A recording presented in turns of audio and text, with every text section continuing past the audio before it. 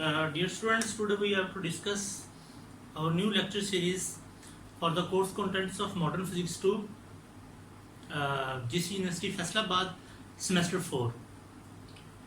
The first topic in our course content is Neil Bohr atomic model. Neil Bohr atomic model was just atomic model to describe the structure of atom. मतलब ये atomic model atom की साख्त को represent करने के लिए discuss किया गया, लेकिन नील बोहर एटॉमिक मॉडल से पहले बहुत सारे साइंटिस्ट ने एटम की साख्त को रिप्रेजेंट करने की कोशिश की।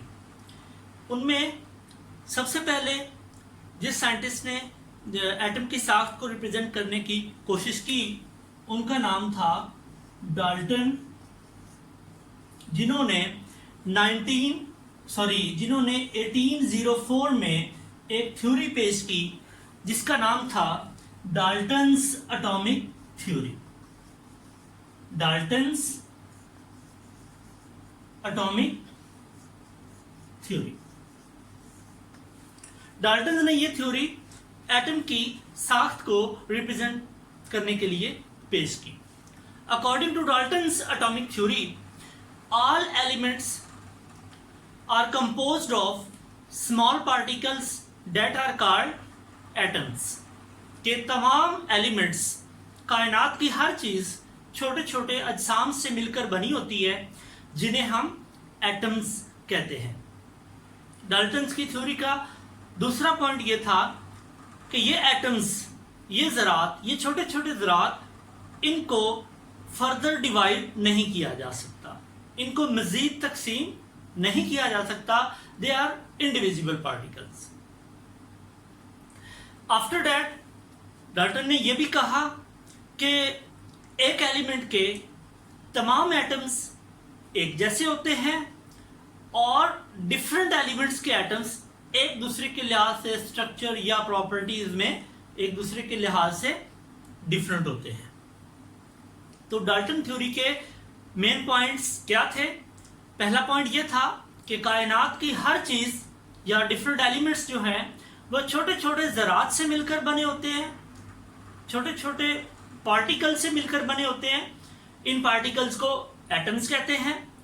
ये एटम्स मजीद तकसीम नहीं किया जा सकते, इन्हें डिवाइड नहीं किया जा सकता फर्दर। थर्ड, एक ही एलिमेंट के एटम्स एक जैसे होते हैं और डिफरेंट एलिमेंट्स के एटम्स एक दूसरे के लिहाज से डिफरेंट होते हैं। आफ्टर डाल्टन एटॉमिक थ्योरी इन 1904 जे थॉमसन ने भी एटम को रिप्रेजेंट करने के लिए, एटॉमिक स्ट्रक्चर को रिप्रेजेंट करने के लिए एक मॉडल पेश किया। तो जे थॉमसन इन 1904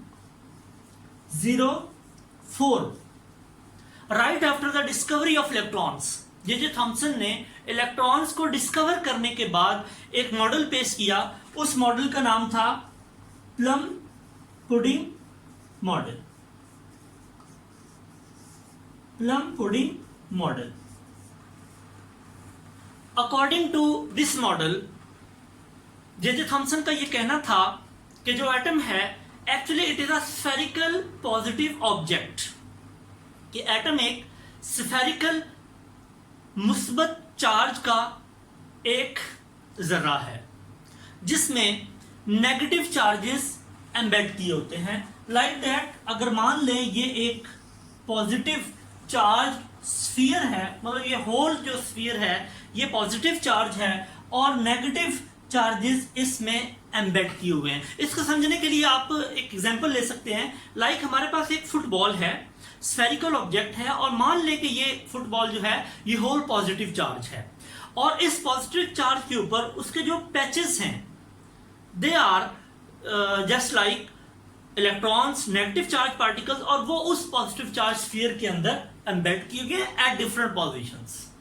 तो ये जो जे थॉमसन का मॉडल था ये 1904 में पेश किया गया और फेमस प्लम पुडिंग मॉडल के नाम से इसे जाना जाता है। Right after the theory of J.J. Thomson to describe the structure of atoms, after that एक और साइंटिस्ट जिनका नाम था, आप जानते हैं उनका नाम, Rutherford atomic model.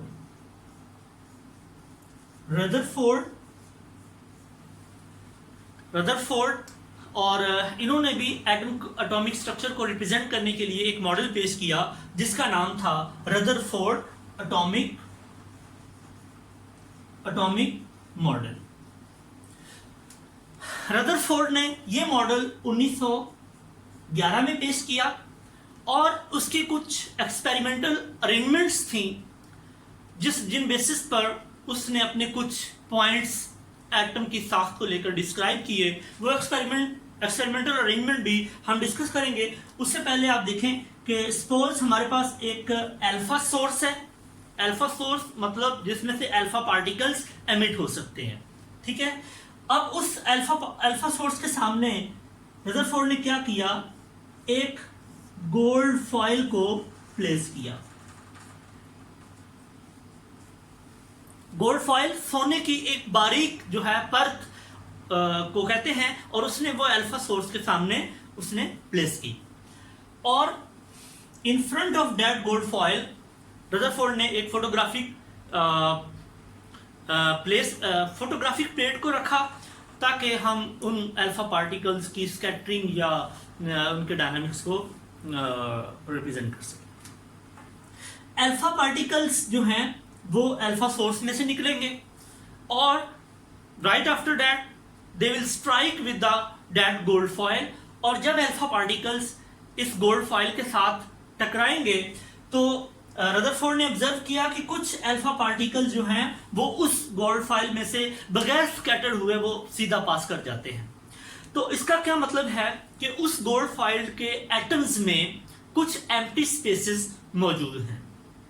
Empty spaces, खाली जगह, वो उन एटम्स के दरमियान मौजूद हैं। लेकिन कुछ ऐसे अल्फा पार्टिकल्स भी थे जो जैसे ही गोल्ड फॉइल के ऊपर पड़े तो वो डिफरेंट एंगल्स पे स्कैटर्ड हो जाते हैं। तो इवन के some alpha particles were scattered at the angle of 90। तो इससे क्या पता चलता है कि उस गोल्ड फॉइल के अंदर कुछ पॉजिटिव चार्जेस या सम अदर पार्टिकल्स भी मौजूद हैं जिन्होंने अल्फा पार्टिकल्स को डिफरेंट एंगल्स पे डिफ्लेक्ट किया। उन पार्टिकल्स में they are protons, they are positive charge particles भी जो है वो अल्फा पार्टिकल्स को स्कैटर्ड करने का बायस बने।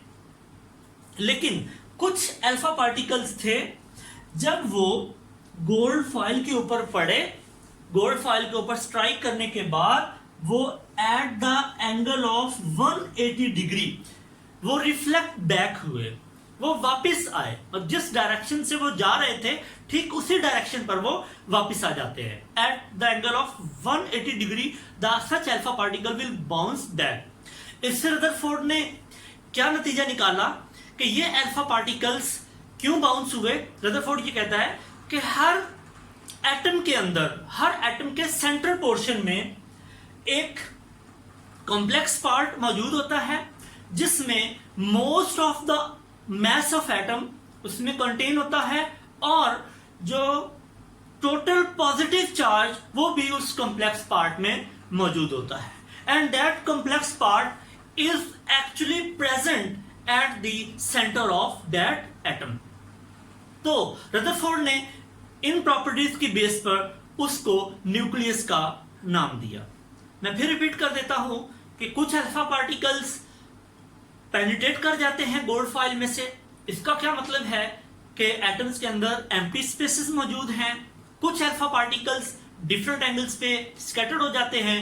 इसका क्या मतलब है कि एटम्स के अंदर कुछ पॉजिटिव पार्टिकल्स, प्रोटॉन्स भी मौजूद होते हैं एंड कुछ alpha particles at 180 degree reverse back होते हैं। इसका क्या मतलब है कि एटम्स के सेंटर में एक कॉम्प्लेक्स पार्ट भी मौजूद है जिसमें एटम का most of the mass of atom जो है वो कंटेन होता है और पॉजिटिव चार्ज जो है वो एटम्स उसके उस सेंट्रल पार्ट में मौजूद होता है जिसे हम न्यूक्लियस कहते हैं। तो after the discovery of that nucleus in famous Rutherford atomic model, there was some drawbacks also in the Rutherford atomic model. तो अब हम डिस्कस करेंगे कि वो ड्रॉबैक्स क्या थे, रदरफोर्ड ने किन चीज़ों को निगलेक्ट किया और हमें नील बोहर एटॉमिक मॉडल की जरूरत क्यों पेश है।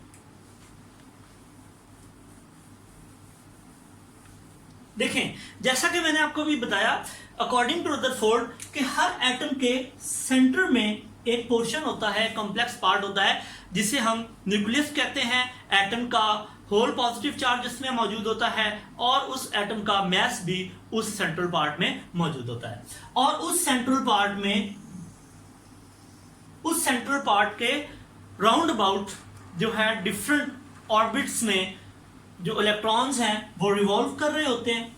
आप जानते हैं कि उन इलेक्ट्रॉन्स के ऊपर चार्ज नेगेटिव होता है। रदरफोर्ड का ये मानना था कि since the electrons are charge particles, they are continuously radiating their energy.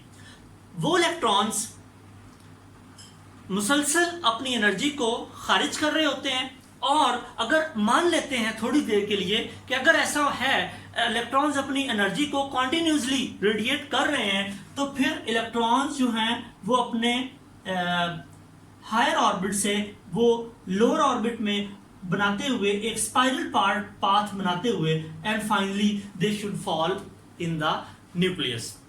अगर ऐसा होता है तो वो एटम न्यूक्लियस में गिरने का मतलब क्या है, वो इलेक्ट्रॉन्स उस न्यूक्लियस में फॉल करने का मतलब ये है कि वो एटम एक अनस्टेबल स्टेट में चला जाता है।